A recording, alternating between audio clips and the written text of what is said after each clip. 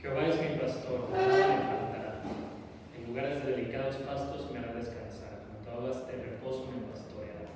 Confortará mi alma, me guiará por sendas de justicia por amor de su nombre. Aunque ande en valle de sombra de muerte, no temeré mal alguno, porque tú estarás conmigo. Tu vara y tu callado me infundirán aliento. Aderezas mesa delante de mí, en presencia de mis angustiadores. Unges mi cabeza con aceite, mi copa está rebosando. Ciertamente el bien y la misericordia me seguirán todos los días de mi vida, y en la casa de Jehová moraré por largos días. Vamos a orar, hermanos. Señor y Padre, gracias porque nos permites estar una vez más reunidos aquí en tu casa, Señor, como iglesia, Señor, como miembros de tu reino y de tu pueblo, Padre.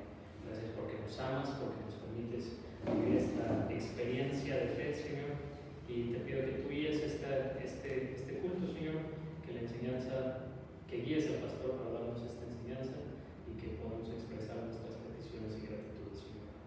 Lo dejamos todo en tus manos, en Cristo Jesús. Amén. Amén. Les invito a que nos pongamos en pie, hermanos, para alabar a nuestro Señor.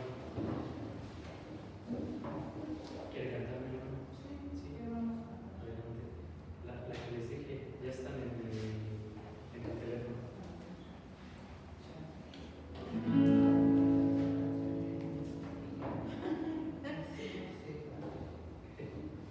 ¿Cuál es?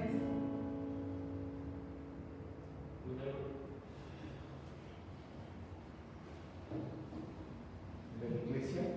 Sí. Sí te la sabes.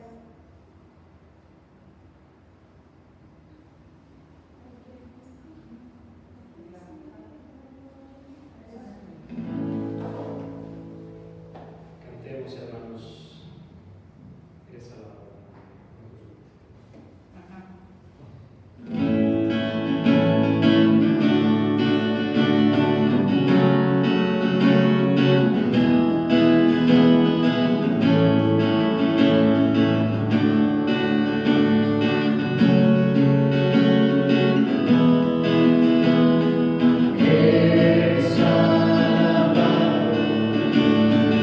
Esa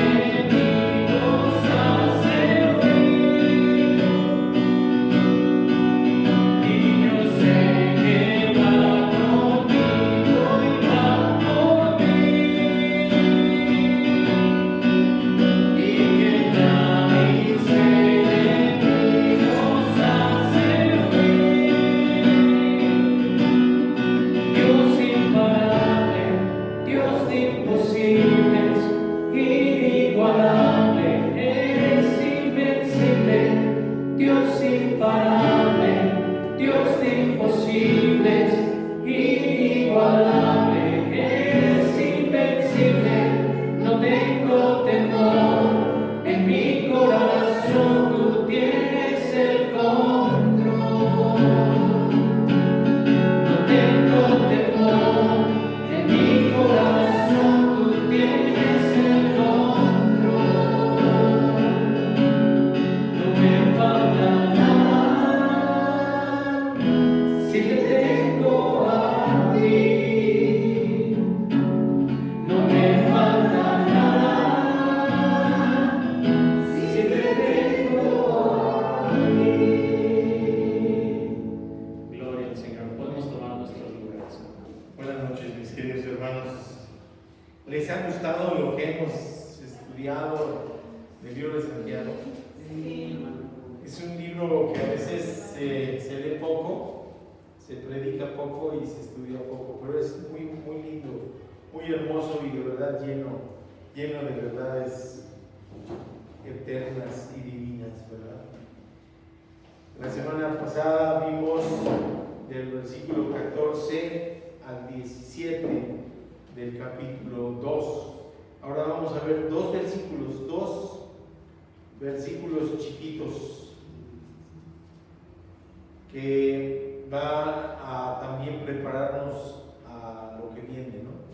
A lo que viene. Todo se va combinando, conjuntando para dejarnos ver que nuestro Señor hablaba de hacer tesoros en el cielo, en el sermón de la montaña, en Mateo 5. Haz tesoros en el cielo y no en la tierra, donde el orín lo corrompe. ¿Sí? Y está hablando de uno de esos tesoros grandes, que es la fe. Está hablando de esos tesoros que es la fe. Y aunque parece contradictorio lo que dice Santiago en esta porción con lo que dice Pablo en otras porciones, en realidad no son contradictorios, ¿verdad? Pablo habla de la gracia y de la fe y que no hay salvación por obras, sino a través de la gracia, y teniendo a la fe como el camino para alcanzar la gracia. Y no es porque nosotros la corretemos, sino porque nos agarre, la alcancemos así, ¿verdad? Sino porque es un medio, la fe, que nos pide Dios para poder recibir la gracia. Entonces, bueno, así como introducción, vamos a orar y luego le entramos ya a los dos versículos, 18 y 19. Señor Dios, te damos gracias, Padre bendito, porque nos permites estar aquí esta noche, porque nos permites estudiar tu palabra, porque sabemos, Padre, que tú estás en medio de nosotros, porque tenemos la absoluta fe en que tenemos un Dios que inclina sus oídos hacia nosotros, que nos escucha, que nos responde conforme a su voluntad, y que es un Padre amoroso, lleno de misericordia, lleno de paz y lleno de consuelo en estos momentos difíciles que tenemos en nuestro país, en nuestro entorno, en nuestro contexto, y también en las cargas que traemos en nuestro corazón, Padre bendito. Nada te es oculto a ti, nada te es desconocido, Padre. Por lo tanto, pues venimos aquí más con el deseo de postrarnos y de adorarte, porque sabemos que te agrada alabarte, conocer de tu palabra y poner nuestras necesidades, nuestros agradecimientos a tus pies, Padre. Te damos gracias por ello, en el nombre de Cristo Jesús. Amén. ¿Cómo nos dice? Voy a leer lo que estudiamos la semana pasada, del 14 al 17, y luego ya me voy con el 18. Hermanos míos, ¿de qué aprovechará si alguno dice que tiene fe y no tiene obras? ¿Podrá la fe salvarle? Y si un hombre o una hermana están desnudos y tienen necesidad del mantenimiento de cada día, y alguno de vosotros les dice, id en paz, calentaos y saciaos, pero no les dais las cosas que son necesarias para el cuerpo, ¿de qué aprovecha? Así también la fe, si no tiene obras, es muerta en sí misma. Y ahora estudiamos 18 y 19, que dice, Pero alguno dirá, tú tienes fe y yo tengo obras.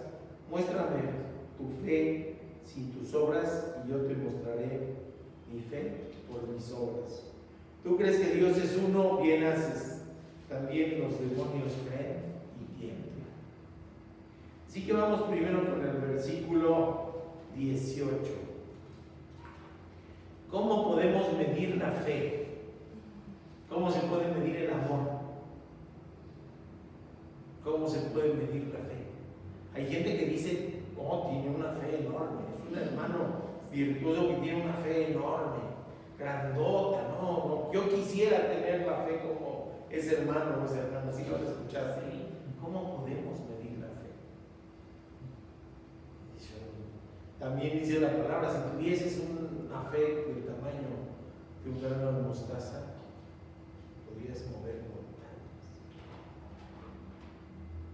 Y resulta que ninguno de nosotros tiene una fe para mover montañas, ¿verdad? No movemos montañas, pero podemos decir que tenemos fe. Sí, tenemos fe.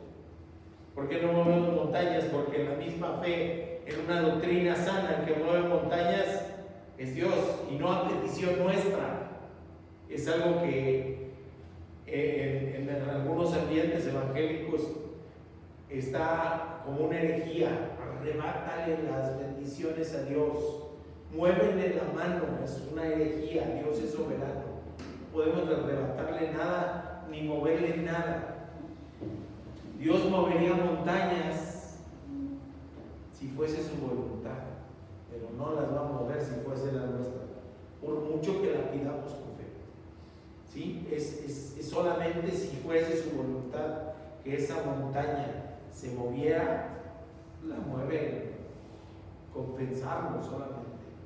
Pero tenemos esa herejía, hay gente que dice así, y tienen un concepto de Dios como si Él fuera pues un cumplidor de caprichos. Hay gente que dice, ora con fe para que se te cumpla lo que tú digas. La oración es poderosa, es otra herejía también, porque escuchamos eso y sí, la oración es, y lo hacen así hasta con una cara de compungidos. La oración es poderosa. Si tú no recibes lo que pides es porque quizás no estés orando con fe. Y es una herejía, efectivamente. La oración no es poderosa. La oración no tiene poder por sí misma. Nuestra boca no tiene poder por sí mismo. El poder es de Dios. Entonces, ¿para qué oramos? Decimos, ¿para qué oramos? Por la manera de comunicarme con Dios. La manera de decirle, creo, y tan creo que me comunico con Dios como si fuese otra persona. ¿Sí? No lo veo, pero sé que está allí por fe. Y entonces, ¿cómo podemos medir la fe? ¿Cómo podemos ponderar la fe? ¿Cómo podemos darle un porcentaje? ¿Cómo podemos darle un peso, una longitud, una medida? No es posible. La fe solo es efectiva cuando se deposita en la persona adecuada, que es Cristo Jesús.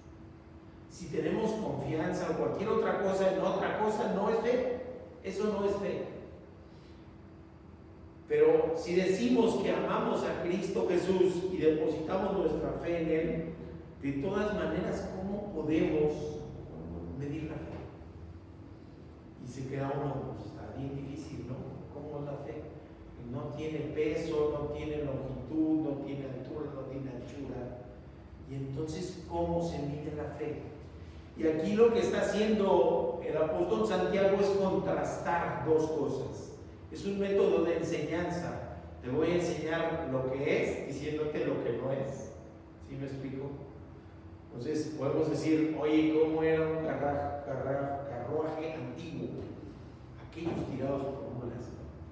¿Tienen llantas de caucho? No. ¿Tienen volante? No. ¿Requiere radiador? No.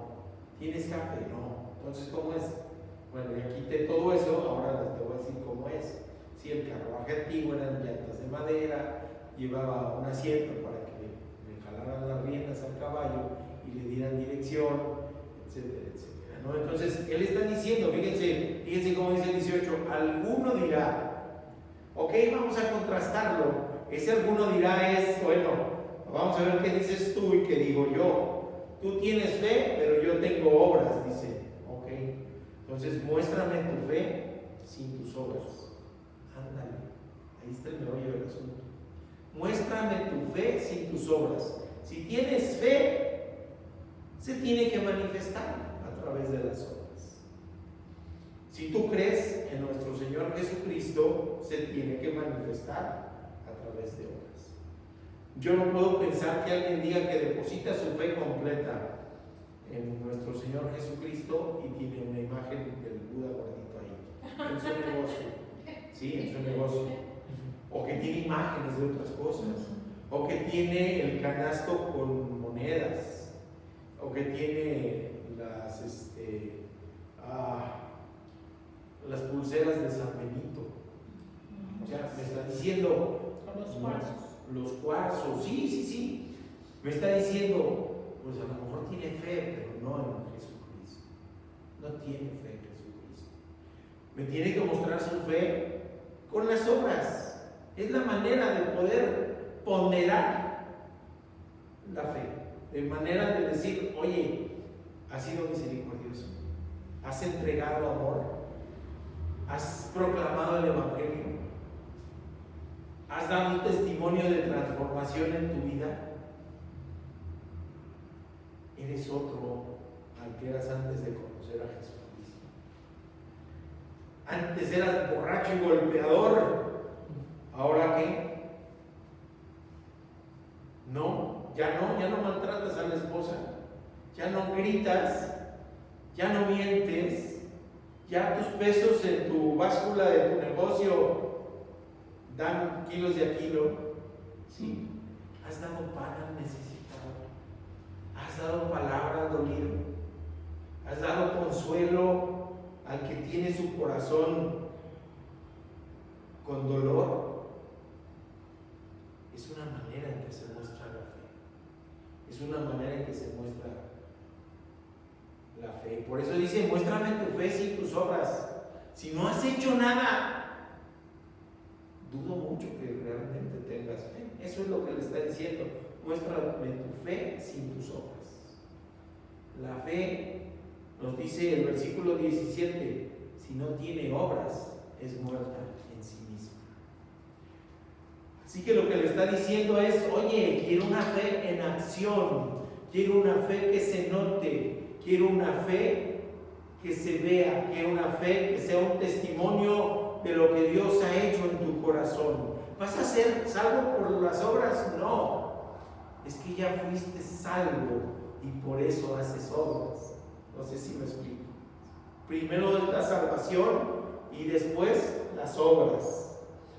Porque si hiciera lo invertido, que es lo que se ve en el mundo popular, es me voy a portar bien y voy a hacer buenas obras para poder acercarme a Dios. Y aquí nos dice, no, tú eres salvo y esa transformación se va a manifestar a través de las obras. Y en el contraste le dice Santiago, yo te mostraré mi fe por mis obras. Y entonces tenemos que ver qué es lo que nos dice Santiago y regresar a quién era Santiago y qué obras ha hecho para poder decir en este momento de la Escritura que él puede mostrar su fe por sus obras. Entonces regresamos al ABC del libro. ¿Quién era Santiago? Un hermano en la fe de Cristo. ¿Recuerdan ustedes que hubo un pasaje en donde llegaron y dijeron, Señor, tu madre, tus hermanos y tus hermanas están allá afuera? Y él que dijo, mis hermanos y mi madre son los que están aquí conmigo.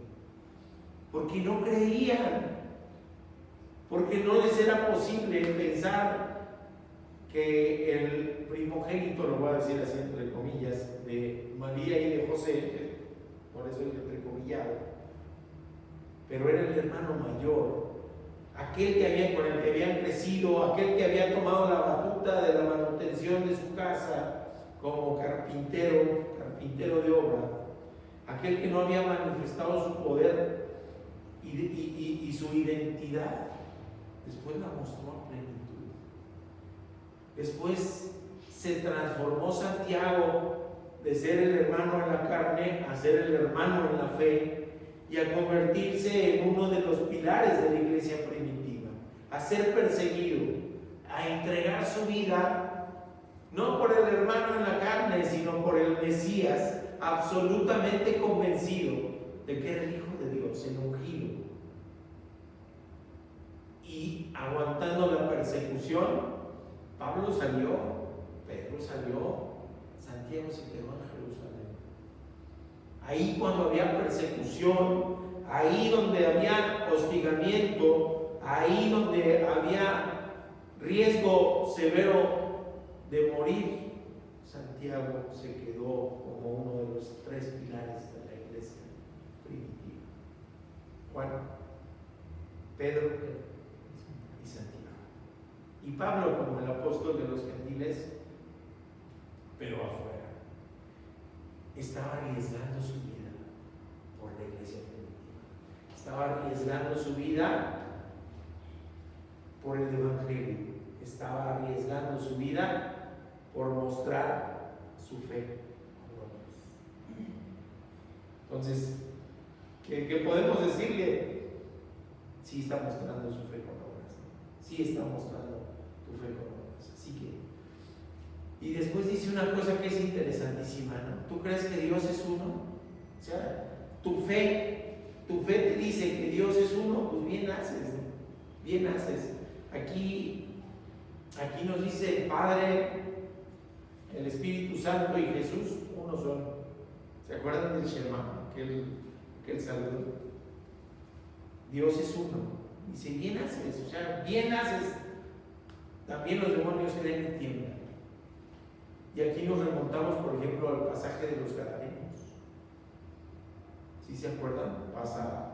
Pasa Jesús al otro lado del mar de Galilea, llega a un pueblo que no es el judío y pues ahí está ahí demonios abundantes. ¿Y qué le dicen? Lo reconocen, fíjense, los demonios le reconocen como el Hijo de Dios, le temen y le obedecen. Y finalmente permítenos ir al plato de los cerdos. Y obedecen. Cuando piden permiso y les dan, pues el hato de los cerdos fallecen. Por eso sabemos que no eran judíos, los judíos no criaban cerdos. Ahora, fíjense qué interesante. No tenemos que ser como los demonios, pero a veces los seres humanos somos peor que los demonios. Porque los demonios creen y tiemblan. Y hay gente que vive como si no hubiera Dios. Ni siquiera le conocen, ni siquiera le reconocen, ni siquiera tienen temor. Allí están, peor que demonios. Y sin embargo, fíjense lo hermoso yo creo, y aquí me permito hablar en primera persona, yo era de esas personas que no tenían ni siquiera una noción de quién era Dios. Es más, negaba que no, para mí eran fábulas y vivía como si no hubiera Dios. Y de todas maneras tuvo misericordia de mí. A pesar de años de que estaba predicándome y de yo incrédulo, tuvo misericordia. Así que mis hermanos, tenemos esperanza finalmente, porque tenemos un Dios misericordioso, un Dios de paz, un Dios de gracia. Por eso, que nos pongan aranceles, pues que no nos pongan si nosotros confiamos en Dios, ¿sí? Y si nos agarramos de su mano, y si no dejamos que nos gane la angustia, el miedo, el temor, estaremos viviendo una vida plena, sustentada en la fe. Y mientras la gente tiembla por las circunstancias, nosotros podemos decir que mi fe se note a través de mis obras. Si se dan cuenta, no hay contradicción con lo que dice Pablo.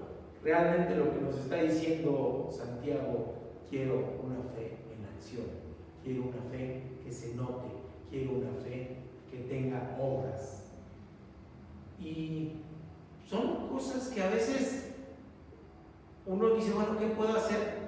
Pues hay una sana mayordomía financiera, hay una asistencia regular a los cultos, me interesa conectarme a las actividades, ya empieza a notarse la fe, ya empieza a notarse la fe.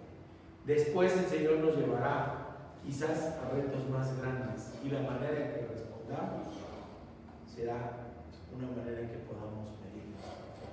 Pero la podemos vivir en la cotidianidad, mis queridos hermanos, no en grandes obras, sino en la vida diaria, mostrando quién es nuestro Señor, quién es nuestro Salvador, quién es nuestro Rey y quién es nuestro soberano, y que se note. Vamos a orar, mis queridos hermanos. Señor, mi Dios, Padre bendito, gracias te damos por tu palabra, Padre. Nos exhortas a hacer, primero a hacer y después a hacer. Y eso es transformación, Padre bendito. Gracias, gracias. Te pido, Padre, que nos escuches en los momentos de oración y que podamos, Padre, poner todas nuestras angustias, todos nuestros agradecimientos, todos nuestros anhelos a tus pies, Padre, porque tu respuesta es de sabiduría de lo alto y tu voluntad es superior y mayor a la nuestra. Damos gracias por ello en el nombre de Cristo Jesús. Amén. Él es digno, hermanos.